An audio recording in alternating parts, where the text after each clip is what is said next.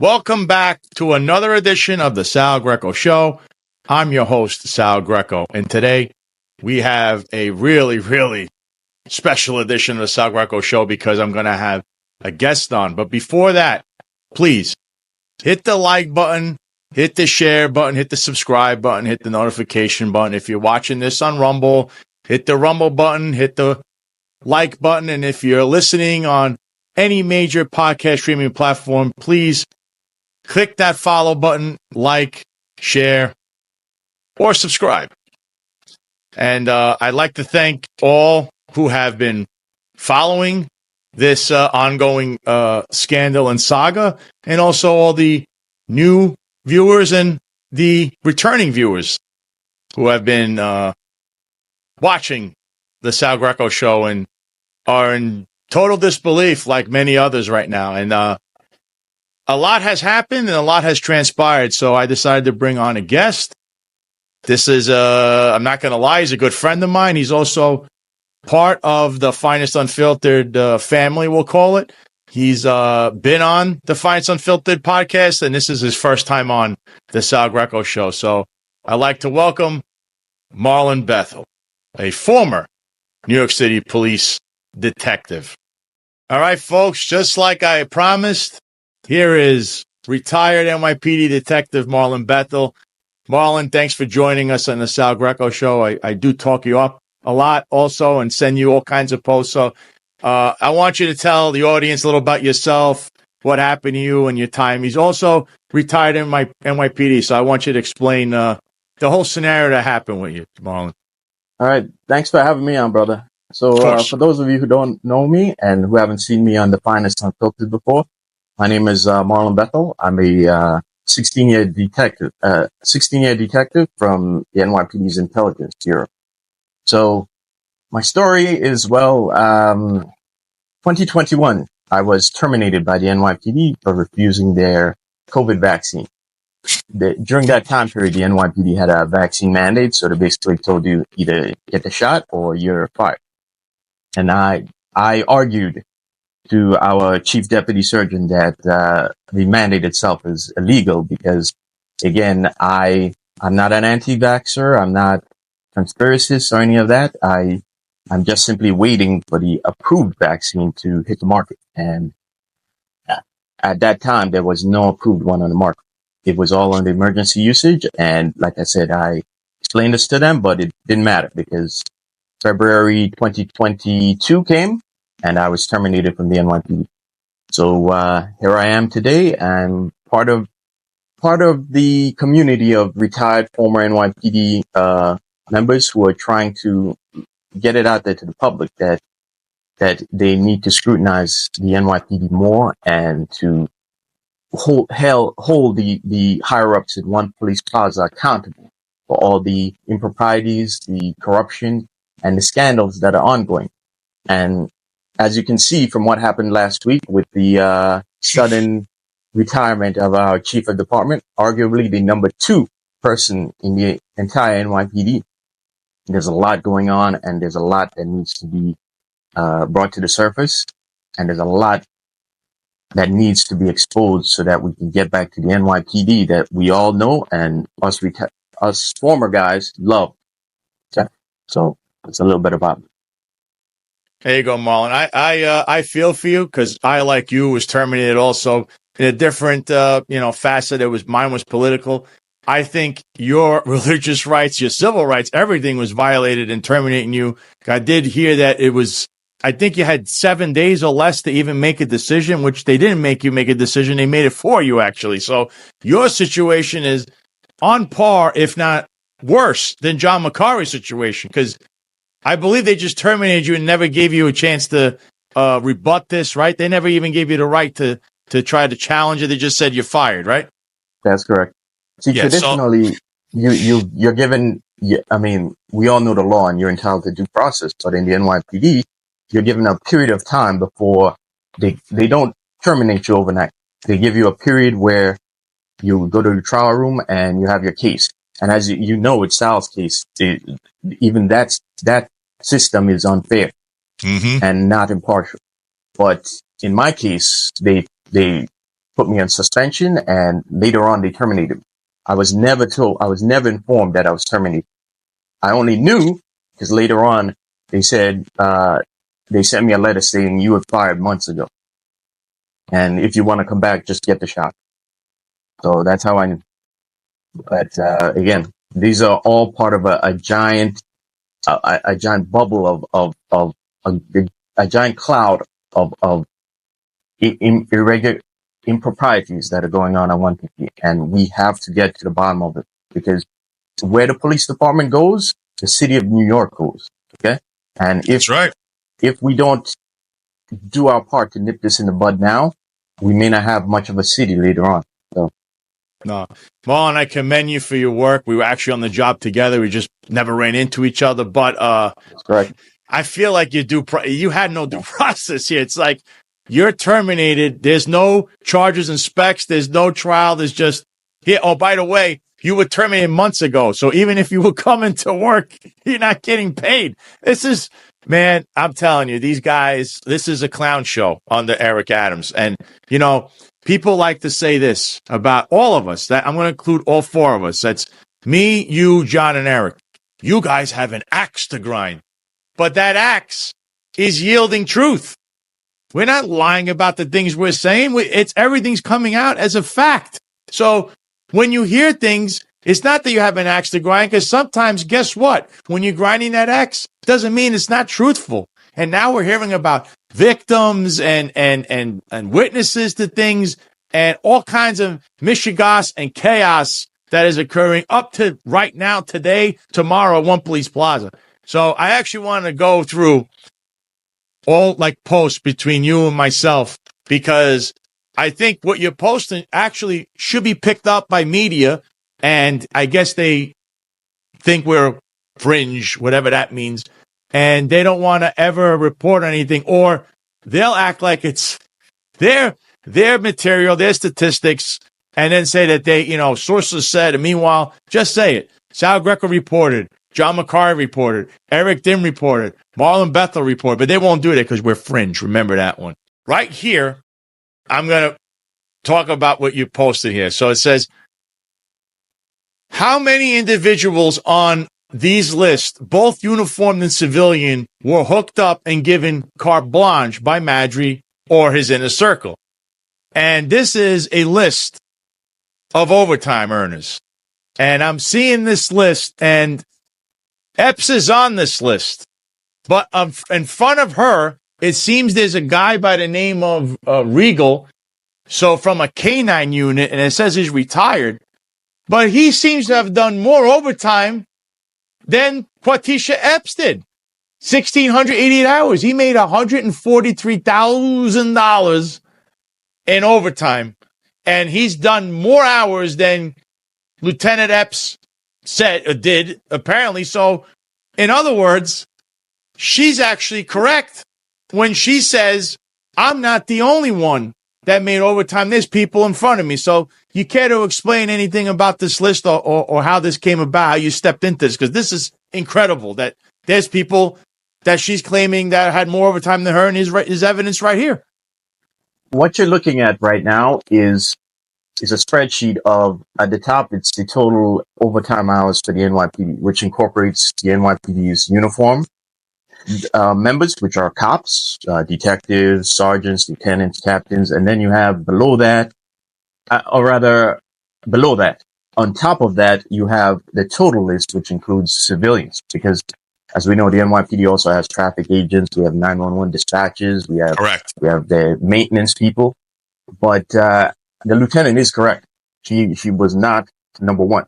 Now, the lieutenant if you go to, there are a couple of sites on the internet that gives you the total salaries of NYC workers. One of them is called Pass Through New York. If you go to that and you put in New York City and the NYPD, Lieutenant Epps shows up at the top, but she shows up at the top for in the total amount paid, because her rate of pay is higher than the top pay. In terms of total OT hours, Lieutenant Epps was number 2 for the uniformed personnel. Now, if we look at the top, which includes civilian personnel, you'll see that Lieutenant Epps actually falls Lieutenant Epps and the officer Rigel actually fall much lower than civilians. And the top civilian actually earned about a little less than actually more than 400 hours than the lieutenant herself. So she's correct when she says that she wasn't the top OT earner. And isn't it fascinating that there is no talk about this? I find that very curious. I actually found this out a couple of days ago, but I've been holding it back, waiting to see if there was going to be further transfers and further news about what's going on in the department. But there hasn't been. There's only been the Lieutenant Epps who's been suspended. So it's curious. This is listen, Marlon. This is a great find, and this is why I hope people in media they start giving you some credit or trying to speak to you about these. This is an unbelievable find. You actually right on this list. I'm looking right at it. On the top, there's a guy by the name of High. He's from Brooklyn, and he's a police communications technician. The guy made over 2,000 hours in overtime. Remember, he's a civilian. 2,000 hours of overtime. Marlon, have you ever seen or heard of anybody that made 2,000 hours overtime in any facet, civilian or uniform member of service? That is insane. No. And what's even more curious is if you go back to 2017 onward to now, there was the only anomaly I found was a lieutenant in the 6-1 that made 2,000. Nobody else was making 2,000. And certainly civilians weren't showing up on the top 10. And something else, that the top person is a female. The top two people are both female. So I'm very curious about what's going on over there. Marlon, I think you just stepped on something that's tremendous. This is unbelievable. And I see a list right here, total uniform overtime hours. I see a sergeant from Patrol Borough Brooklyn North, which is hooked up back to Chief Madry and Chief Shell and Kaz Dawdry and the whole crew of clowns there in the New York City Police Department. This guy, Kitching Cadre, I see him. He made 1,015, almost 1,600 hours himself. Well, that's actually another female. So another female. Yeah. Very curious, right? The question would remain then, what kind of crony hooks, or is there anything involving this person back to Madry, or do they know someone? Because I don't know. I mean, they made 1,500 hours in overtime. People make a big deal about Lieutenant Epps and trying to say, well, this is criminal. What about these people, and how did they get this far? And also, who is approving this? Because it always goes back to the top. But I mean, this list is crazy. That sergeant is ahead of Ingrid Sanders on the list, who is the driver, the main driver for Jeffrey Madry, which, by the way, as I stated on this show, Ingrid Sanders has a child on the job, and that will be upcoming in another expose, how that person seems to be just running through the department in 2 years, like rocket fuel, whereas others in 2 years, I remember me, when I was on patrol, when I started the job, 2 years you were still on a foot post. You couldn't get out of that. It was like mandatory. This was under Ray Kelly. But now, in 2 years, you end up in special units, and we'll get into that at a later date. I'm going to see if anybody wants to come out or discuss that part. But this list is unbelievable, Marlon. I'm looking at this. There's people with 1,400 hours. There's people with 1,500 hours. And of course the totals vary because, as Marlon stated, the lieutenant obviously has top priority. She's I think she had SA pay because she has almost 20 years on. She probably has a lot of years in rank. So that's why her salary is more, but she is not the top person in overtime. And this is crazy, this list. I can't believe this, Marlon. This is a great find. Yeah. So, where was it? Yeah. So the Ingrid Sanders that Sal just mentioned, she was Chief Madry's driver. And according to Corey Pegues, that it was an open secret amongst 1PP that she and Madry had a relationship for 25 years. So the fact that this wasn't pointed out is very curious, because Ingrid was number one for uniform personnel overtime in the year 2023. So in that year, she finished with, she finished with 1,577 hours. The number one on that list. And here we are in 2024. And she herself shows up on the top 10 as well. So and the other problem is that she's running to the hills to try to retire, which we'll get to at the almost at the very end about all of that mystery, guys.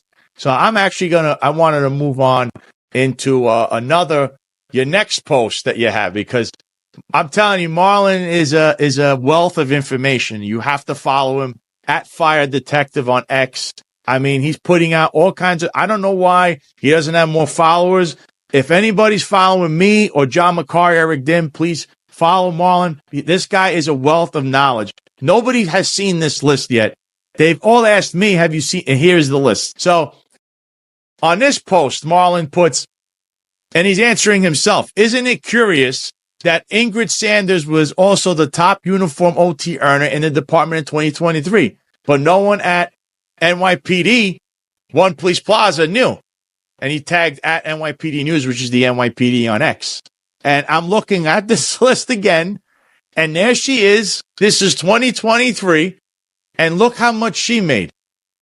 It's exactly what he said. I'm looking right at it. Gross pay, overtime hours, 1,577 hours. She was ahead of everybody. I don't even see EPs on this list. I see just police officers, detectives, traffic enforcement agent. I mean, at least the traffic enforcement agent would probably be something where they're doing work. Yes. Like I don't know what this is about, how she even made this list, but this is incredible, Marlon. Yes. It's ridiculous that they want to claim nobody knew, because if you scroll back a couple of days on my feed, I also posted a video from her latest promotion, which was in August 30th. You can see in that promotion, she gets a hug from Wendy Garcia, who is the head of the EEO, or rather Equity Inclusivity. She's a deputy commissioner of that. And you also see her getting hugged by Deputy Commissioner Stewart, who runs Community Affairs Bureau. So those don't look like hugs. Traditionally, when you get promoted, you get handshakes. You don't really get hugs unless it's somebody it's a chief that you really know, or it's somebody that you know who's been a part of your career, So you know what those two have in common you just mentioned? Wendy Garcia and Mark Stewart. They also love to hang out a lot. They were hanging out a lot at that shuttered nightclub in the Bronx, Con Sofrito. The Hall of Felons. Apparently, you won't get terminated for hanging out with criminals over there and all kinds of mischigas going over there, including human trafficking, apparently. But look at what we're talking about. It always goes back to the same people in the same circle. We'll call this the Con Sofrito crew or network. They just, it's like they're all embedded with each other more. I don't know what else, you're telling me there's a video of them hanging out with her and hugging her and stuff. Like, man. Yeah, at promotion. At her promotion. You know what else is funny? You know what else is funny? Like, what else? If you look at the overtime, you see that it goes up when Caban takes the department. Now you see a lot of them get promotions on the Seawell, but you see an exponential rise in it as soon as Caban takes the reins. And you see a lot of these people get shifted into those units, deputy chief of department, chief of department's office and first deputy commissioner's office. And you also see a lot of them get promoted from 2023 and up. I mean, you see one or two of them, the favorites and the drivers, like Ingrid, get that rocket fuel promotion for the last 3 years. But you see, there's another group of them who get pushed into these units when Caban takes control, and you see they immediately get grade, they immediately get special assignment pay, and you also see their overtime exponentially rise. And again, These are people, a lot of these people are not collar people. These aren't people that are running around throwing cuffs on people in the precincts. These are people who didn't do much overtime for their careers until they got to those offices where all of a sudden they're hitting like massive amounts of overtime in purely administrative roles. Okay. These people weren't running out from chief of department's office, slapping cuffs on people in the South Bronx and Brooklyn, you know? So Just they're doing like administrative work in 1PP. you just remember we were talking about. I've been talking about him in the last episode, Michael Devonish, who was also in the chief of department's office, where he made almost $260K in a fiscal year, but yet he pled guilty to criminal association and there's like 10 other charges. I mean, they put me through a trial and said your friend Roger's a criminal and Donald Trump's a bad guy. I got terminated. This guy went to the chief of department's office. He actually got rewarded for his behavior. So Marlon is trying to tell you, or the crowd, or the audience, he's trying to tell everybody this. Something's going on here. We're in this crowd of cronyism or nepotism. They'll reward you, and it's not even like getting rewarded normally. You just heard that Ingrid Sanders was promoted, I believe, 3 times in 3 years. Just so you understand, I worked with a detective that was a second grader for about maybe 10 years before they finally gave him first grade and he was able to retire. I believe at 30-something years on. He waited forever to get that first grade. So when he became from third to second was already 5 years at least, something like that. And then to get the first grade, it's almost like from captain to chief. Usually used to be in the same, time frame in the range of 10 years. How the hell these guys got promoted 3 times in 3 years? Kaz Dawdry getting promoted 3 times, I believe, in 2 years. These are the things that we're talking about. These are crony, nepotism, hirees, or moves done due to their relationships with certain people. Now, I understand the argument is going to be, well, this has been going on all the time, but never at this level. This level here is record-breaking. And the fact that they're so egregious and in your face about it makes it even worse. I mean, do you agree with that, Marlon? Absolutely. Absolutely. I'll tell you what's more, what's the issue about that, right? There's a segment of cops who believe that the department before was run by certain ethnicities, right? Mm-hmm. And they thought that once Caban became commissioner, it was their turn to right systematic wrongs. They believed that they were never given rank or given these positions because the department was racist. So in Caban, like promoting all the people he knew and his cronies and people connected to the Hispanic Society and the NYPD's Guardian Association, they were basically evening the scales. And this is a conversation that needs to be had. And we can have a whole different show about this because it's dangerous and you see the tribalism in society now starting to fester its way into the department. When I joined the department, you were told you were blue. You were no longer whatever. You're just blue. And it's true. I never looked at like other cops. I didn't look at another cop like, oh, he's Asian, he's white, he's Hispanic. We went into that, But now, Exactly. now you're starting to see like you're starting to see DEI and what you're seeing with these promotions and this cronyism is all of that tribalism festering itself into the department. So. Actually, I think Dominic Carter, who's a friend of mine, he's the host of his own show on WABC Radio 770 AM in New York City.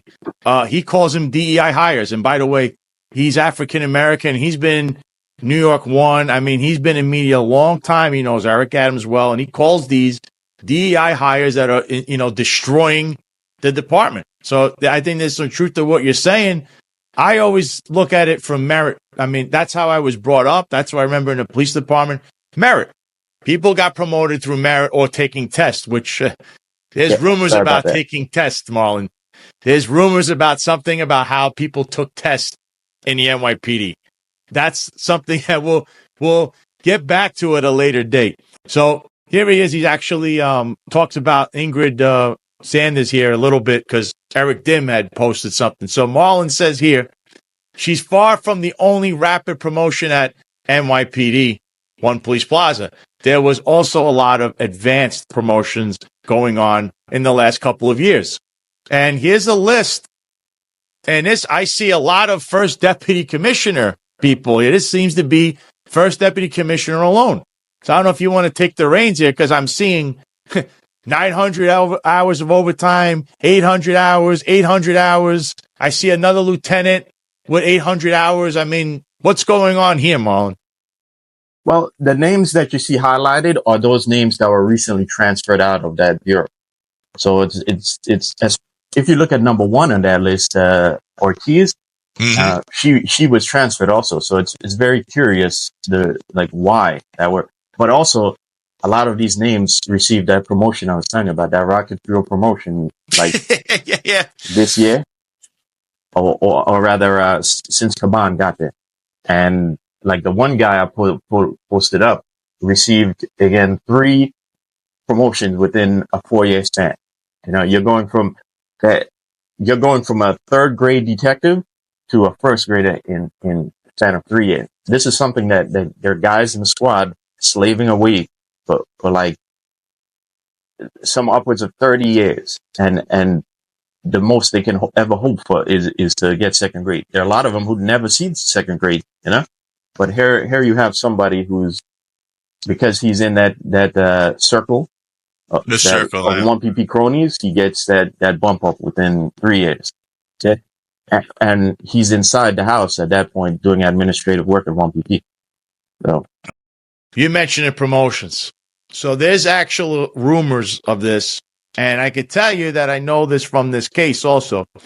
So Lieutenant Epps, what's being alleged is that she would have to bring envelope of money to Jeffrey Maddrey's house himself, and that the wife would be the one that receives it if Jeffrey's not around. So this is direct contact, and it's for whatever it is he's ordering her to do or get or help, whatever it is, okay? Now, we've heard of envelopes being exchanged for promotions, and that's for special assignment pay. So, I mean, if you heard any rumors or allegations in regards to that, and this is under this administration, Marlon. Well, I haven't heard, but I have a running theory that this, like you said, it all goes back to Connoisseur. Because once you see the threads of people connected, I'll give you an example, right? The 3rd woman that's suspected to have been involved with Maddrey in that office is a lady named Reyes. And she is actually a board member of the Hispanic Society. Okay? Oh. So you're seeing again, we're going back to Hispanic Society, and basically it's almost like their headquarters was Concentrito, you know? Yeah. So I'm curious, especially with Joseph Ayala, who's the head of the Hispanic Society, having just met with Jessica Tish about like 2 or 3 days ago. I'm curious how deep this is going to go. Because if you were to follow all of this through to the end, you end up at Concept Retail, and then they have to investigate those allegations connected to. So is she prepared to go all the way? Or is she going to sweep this under the rug and hit us with the coordinated messaging campaign of the unions and a couple fluff pieces with the media? I suspect it's the latter. So we'll see in the coming weeks how this goes. It's funny you mentioned the unions. I believe Detective Endowments, the head of the Detective Endowments Union, the DEA, I believe there was a meeting recently with the police commissioner. I don't know what that's about. I don't know if she's meeting with all the union leaders, because these lists and what we're discussing has a ripple effect on the unions, because we don't know where they stand. Are they for this? Are they against it? Are they going to be assisting people that are being, alleged to have taken overtime? We don't know where anyone stands right now. All I know is that the department's very quiet. Eric Adams is very quiet. And the police commissioner is very quiet. All we see are transfers and moves, but we don't hear any kind of statement. And it's funny how they're moving people around. And remember, John and Eric did make this allegation. And I actually had on the last episode, I put it up where we mentioned Consofrito, the creator, manager, Jimmy Rodriguez, a self-admitted criminal mob associate, was threatening John Macari online and also some moniker online. All Cops Are Woke was threatening them.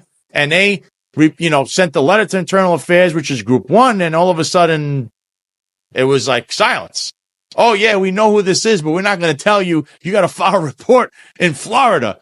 I've never heard of stuff like that. You guys are you're the Internal Affairs Bureau. So this is the kind of stuff that was going on. So Marlon's actually touching up on Consofrito and everything and what's going on with that. And that finally maybe you'll see these allegations be investigated, because we have seen, hey, I'm not going to lie. I don't know Joe Ayala from a hole in a wall, but I certainly know that I've seen him pictured numerous times at Consofrito with Jimmy Rodriguez. You're associating with a criminal. Why are you not terminated? You got to ask that question.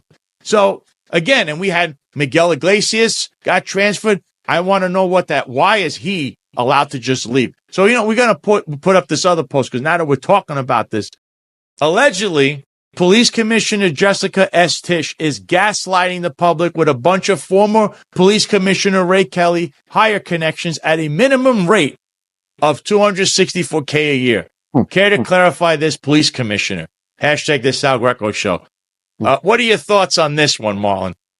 Yeah. It's like I said, how deep does this go, and how much is she really going to put out there? I mean, look, she already tried to bump down Tariq Shepard, and that failed. So we know for a fact that Eric Adams is still exerting control over the department. Mm-hmm. So my question is she honestly trying to clean up the department, or is this all like some sort of PR scheme? Is this all about gaslighting us into thinking that the department's on a straight and narrow now? I'm inclined. I'm sorry to say it, I want to give her the chance, but I gotta say it's not. With all that's we know all that's hiding below the surface here, and to me, it seems more than likely that she's going to do the latter and help do a part to gaslight us, rather than actually bringing it all to the surface and helping to clean up the department. Yeah, Marlon, I agree with you. And I also think that you can't replace one set of cronies for another set of cronies, because that's all we're doing here.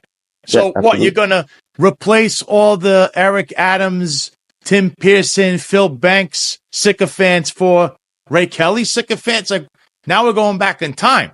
Now, granted, I understand a lot of people have a strong sentiment with Ray Kelly. I think he was the best police commissioner I worked for. I don't know how you feel. I worked under Ray Kelly, and I think the job prospered, and there was a lot of listen. Not everything was going to be perfect, but crime was definitely at its lowest under Ray Kelly, and I think the department was running more like the smoothest it can run. I mean, it's a police department, but it ran smoothest under Ray Kelly. And then we have this with all these police commissioners and stuff. So I understand that sentiment, but again, you can't stack it now with all his cronies from the past when you're just replacing the cronies from Jeffrey Madry and Eric Adams and Tim Pearson and Phil Banks. It's just, that's my feeling on it. I don't know how you feel. Absolutely. See, we're here because the people who got in charge thought, okay, the last guys had their cronies and nepotism too. Oh, so we're going to put ours in here now, and go extra hard. So again, you can't use the same. You can't fight cronyism and nepotism and with even more cronyism and nepotism. We have to get to an NYPD where there are rules for everybody, and we live in a meritocratic NYPD where the workers. We should be looking at that top 400 list, and there should be workers on it. Now, I look at the top 20s lists that I posted, and there are some workers on it. But at the top of above those workers are people who are doing administrative work who do not belong there.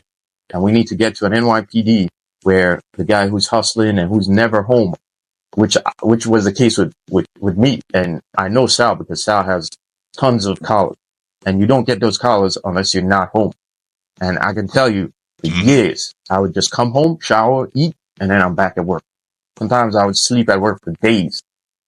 And here you have people who are sitting up with their feet on a table and eating and hanging out, doing administrative work in an office, who don't have to go through those hardships that the cops on the street have to. So we need to get back to an NYPD that does away with, or at least mitigates some of this cronyism. Yeah, I know exactly what you're saying. And I'm sure, Marlon, when you put in for 1 hour of overtime, were you not scrutinized as if you were stealing from a bank? Yeah, absolutely, bro. Absolutely. I remember times when I have a dealie and a car full of junk, and I have the desk officers tell me, "Hey, hurry up, Bethel, hurry up." And I'm like, what do I got to do? I have this car full of junk that I have to voucher, right? But I mean, was anybody scrutinizing these people? No, they had carte blanche to do whatever they want, because they're in that circle, because they're in that big club that the rest of us ain't. So the rules don't apply to them, and that is the problem. Well, you're spot on, man. I'll tell you, and I know because I was there when I believe every 2 hours or 1 hour, I had to go and fill out. When I was at Citywide Traffic Task Force, in regards to any arrest, I had to fill out the telephone message log and write that I called the DA's office and that whatever they told me, why they haven't, sped up the process. Remember, and that is annoying. You'll make enemies quick. Nobody wants to be told what to do, especially a prosecutor. They got a ton of things going on. They don't want to hear from some officer that has an arrest. So, but that's what the scrutiny that went on in Citywide Traffic Task Force, where everybody was making arrests on the DWI team versus, I don't know, what does Ingrid Sanders actually do? Because she's not arresting anyone. Yep. This is what we're talking about. This is real cronyism, Yeah. You see, you know what? I'm going to spend a couple of weeks on these lists just going through because there's a lot of data. But I mean, there's a lot of question marks I have about this, and again, like I said, I'm curious what the department's going to do and how quickly they're going to try to move on from this question. I'm with you. I want to see what happens because I think you have more. You find anything else? Put it out there. Maybe I'll have you come back. We could discuss all this stuff. Definitely, John, and because I see a lot. This is what we're talking about. We try to better things, not only for the taxpayer, but also for the men and women in the police department. I'm talking about the workers, not the ones that are in the circle of cronyism or the consofrito network and do whatever they get. They get whatever they want, do whatever they want, that basically step on anyone. And that comes from the very top. That's who we're looking at.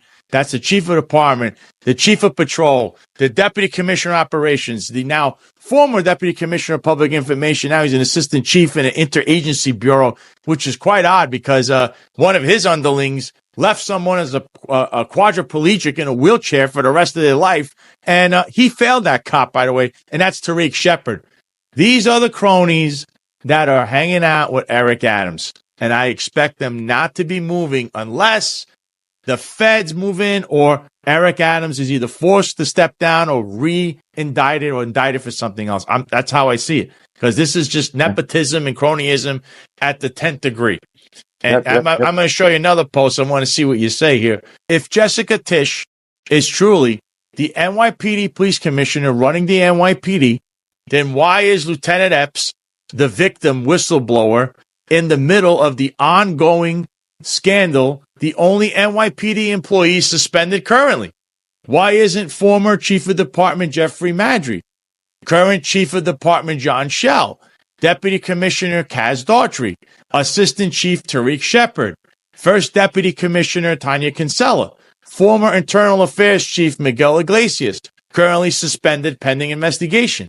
How about others, supervisors, who covered up corruption or knew about Jeffrey Madry's behavior and action? Hashtag the Sal Greco Show. What are your thoughts on that? Absolutely, bro. Where's the integrity control officer on that? Yeah. Yeah.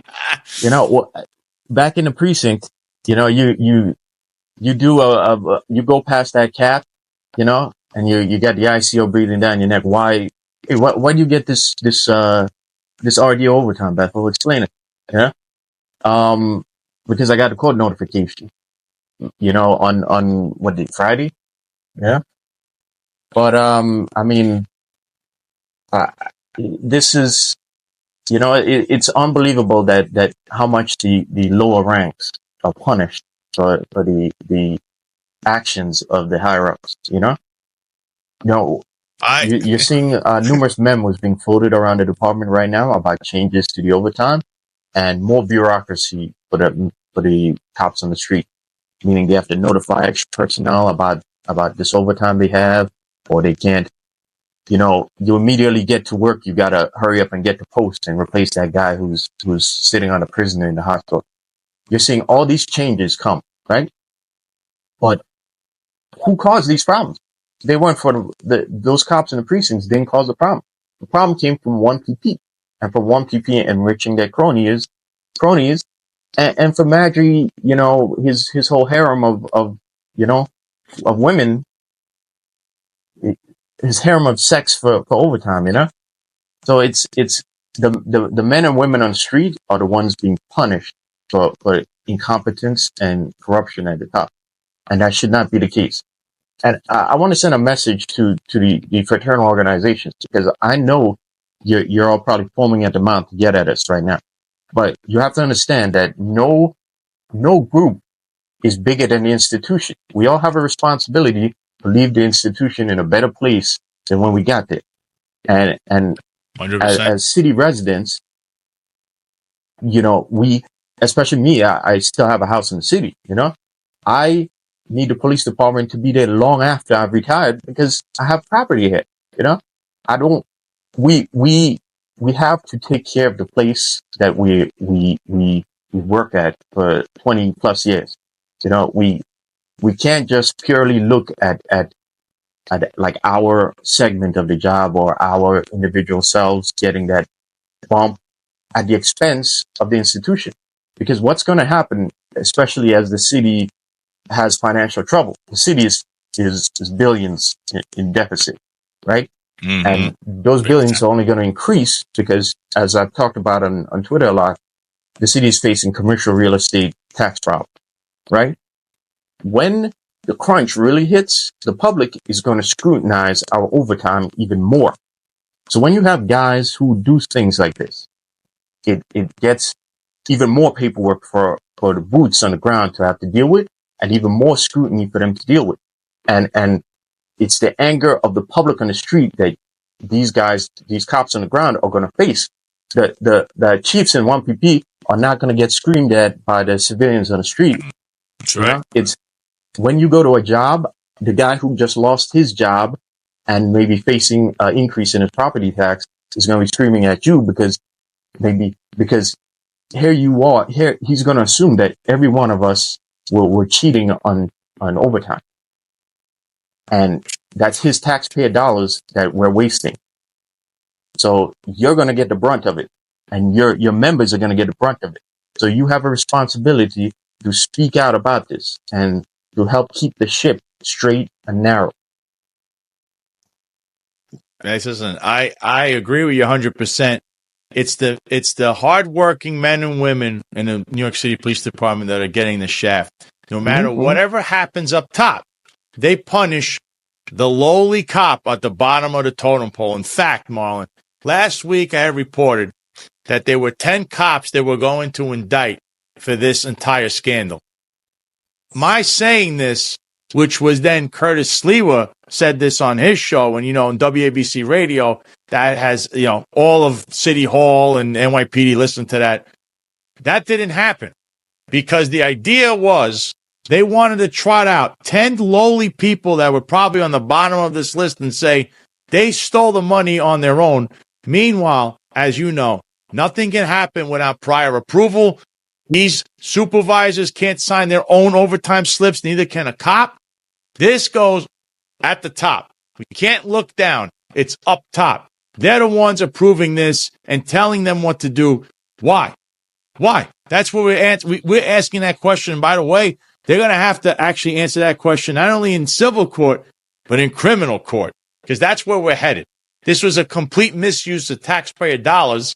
And the way the police department is going at it, where they're smiling and they don't want to talk about anything, should show you that. I saw this press conference, and John McCarry stated this on the Finance Unfiltered podcast, and I was stating this on my own show in the last episode. You can't have consensual sex when you yield all this power in the same office with a subordinate. So two supervisors, there's no such thing as consensual sex. And actually, that is a Supreme Court case. So Jeffrey Maddrey already admitted to misconduct, official misconduct. Therefore, why is he not suspended? And I'm going to show you this before, you answer that here, because this is important, because no one's actually talking about this. Now, here's my post here, right? You can see it's a suspension modification of Lieutenant Katisha Epps. So I said right here on X, can NYPD Police Commissioner Jessica Tisch explain why the victim / whistleblower, Katisha Epps, was suspended by the chief of department, Jeffrey Maddrey, who resigned 24 hours after suspending the whistleblower and is the alleged abuser and not suspended himself? Hashtag the Sal Greco Show. Marlon, on the bottom of this sheet, does it not say authority chief of department? Yeah. So you're spot on. You're spot on. Essentially, Marlon, the chief of department suspended the lieutenant for blowing the whistle. He caught wind of her contacting Eric Sanders to be her attorney. There were rumblings, so he he suspends her, resigns 24 hours later, and the only person right now who is still suspended is Katisha Epps. And it says right there in writing, by authority of the chief of department. What are your thoughts on this? Yeah. Where's equity and inclusivity? Where's Wendy Garcia and all this? Yeah. Where's the media in all of this? Remember when they were crucifying Trump? They were crucifying Donald Trump for bogus allegations. And where are they now? Where the silence is deafening now. It was believe all women, until it affects the people who give us access to the people who give the media access, and the people who are in the big club. Then it's okay. We're all silent on it.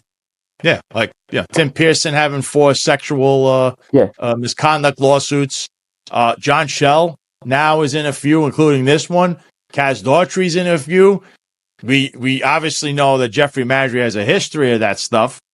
Eric Adams is named in them, and he also has his own. This is like ongoing. I mean, Marlon, does the NYPD, I saw a police officer was arrested for rape over the weekend. Does this department have a sexual deviancy? Do they have a problem with this? Yeah, it certainly looks like that, bro. It certainly looks like that. Yeah. And by the way, the cop that we said that's on that list for the full uniformist works for a chief who himself is also roped into these scandals with Maddrey, and another captain who was transferred to the Queens, who alleges that she rebuffed them and was retaliated by getting transferred. So it certainly appears the NYPD has a problem at the top when it comes to that. That's why I say Katisha Epps should have been reinstated already, and Jeffrey Maddrey clearly should be suspended along with numerous others. Whoever's involved in this, all these chiefs, there's all this shifting around. The real answer is they all must be suspended pending investigation. We don't suspend the victim, which is what they're doing. So here's the big question, Marlon. Is Jessica Tisch the red herring everybody's trying to say, or is it really she's just another puppet for the one and only swagger man with no plan, Eric Adams? Yeah. It's a big club, bro. Very, very big club. And the rest of us peasants, and the peasants who wear the blue shirt and who actually do the work in the NYPD. You're not in a club either. But, you know, something I said a couple of days ago, I want to just bring up again is Yeah, that sure. if you go to Jeffrey Madry's page on the NYPD online, his training was wiped, and his Oh, training was yes, I wiped remember that. Yes, yes. early on Saturday morning, like around 2 a.m. in the morning. So somebody made a phone call somewhere, and some tech at 1PP went in the system and updated it so that it was removed. And that's very curious because I think they removed that so when it comes to being questioned, Jeffrey Madry could say, "Oh, I don't recall this. I don't recall that training. I don't." And so I want to know who did that. Where did the order come from? And why is the department running cover for Jeffrey Madry? That is something that I'm like, and if memory serves me, Chief Beltran runs the Technology Bureau, OTB. Yes. And Chief Beltran was in Community Affairs when Jeffrey Madry was there. Yeah. So yeah. I want to know again what exactly is going on here with that. Yeah. Yeah, folks, as you could tell, we're exposing a network of basically criminals. We have criminals running the New York City Police Department, and we have a criminal that's a mayor, apparently, because he's indicted and he's still there. And, you know, people, I guess his complexion is his protection, as Curtis Lewer always says, because someone should take him to task for all of this stuff. We're not picking on anyone. We came from this system, and you sometimes, in reality, the truth is, you need somebody from the system to break it from within. We weren't part of the club. We worked, we went to work, we did our job, and that was it. But now we've been sprung into action because we see what's going on, and we're doing things out of the goodness of our heart. And this kind of behavior has to stop. These actions are atrocious, what's going on here. And there'll be more to come, and we'll be reporting on that on the Sal Greco show. But actually now in closing, Marlon, I wanted to ask you, what are your thoughts on the future of not only the country in New York City, but also obviously the police department, which we all still cherish, but we're kind of disgusted at the people running it right now. Oh, that's a good question. You know, I think about this a lot. You know, I think I'm very pessimistic on the future of New York City and New York, but I'm very optimistic on the future of the country. And I see the rest of the country having woken up to what's going on and realizing that, you know, you have to, first of all, you have to love your country. Okay. Because we live in a world where we're not just, when you go to work, you're not just competing with maybe your coworkers or the other company. You're competing with other countries. Okay. You're competing for creating a better society, a more efficient economy, a healthier ecosystem, right? And China is hungry for the wealth and the prosperity that America has had for generations.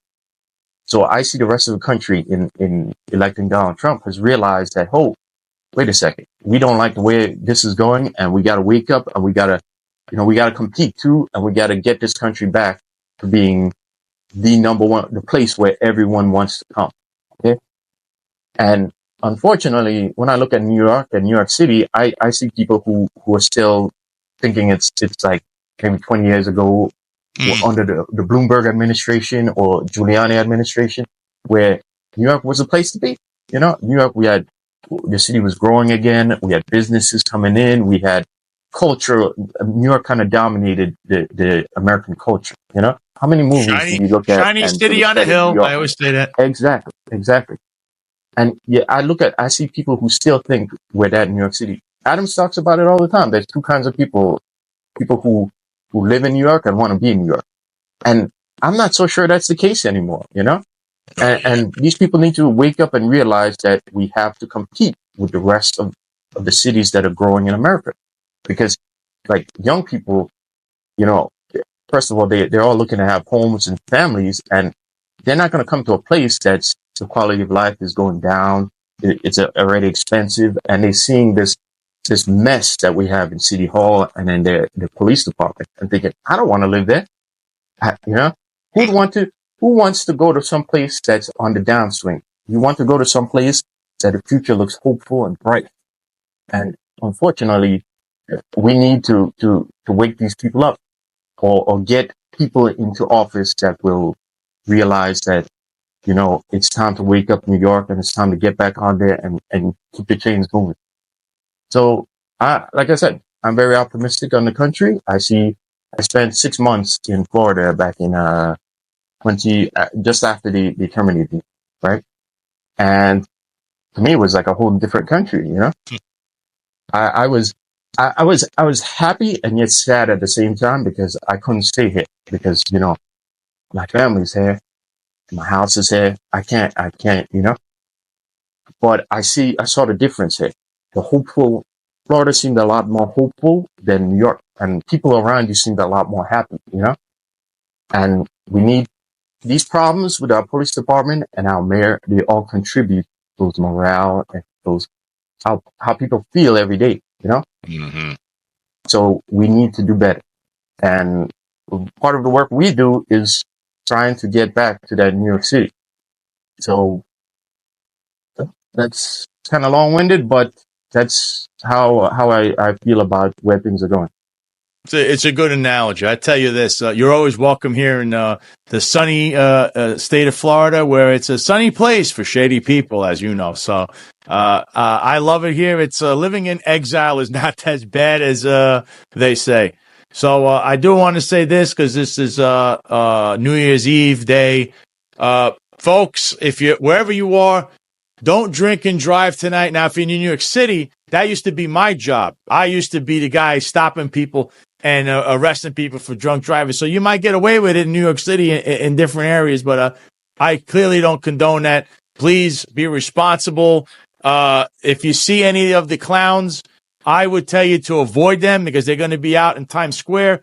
They're going to act like everything's okay, because that's who they are. John Shell, Kaz Daughtry, but clearly they have a lot of legal issues coming very, very, very soon. So, Marlon, you have anything else you want to... where could people follow you, or people could hear you? Okay.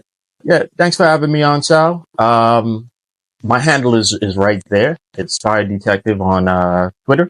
It's the same thing on Instagram too, but I'm mainly on Twitter. And you'll see me on Twitter. You'll see me on the Finest Unfiltered. And that's about it. Thanks for having me, bro. And I hope you have a great New Year as well. And I hope everyone out there who's watching us have a great New Year's and be safe. And things are going to be better. We just got to do our part to make sure our communities are well, and speak up. So That's thanks right again, brother, for having me on. Thank you, Marlon. God bless you. God bless the audience. And for everybody out there, I'm going to say, have a happy and healthy New Year. Happy New Year. And let's pray for change. Something's got to give here with what's going on and with our former alma mater, the New York City Police Department. But Happy New Year.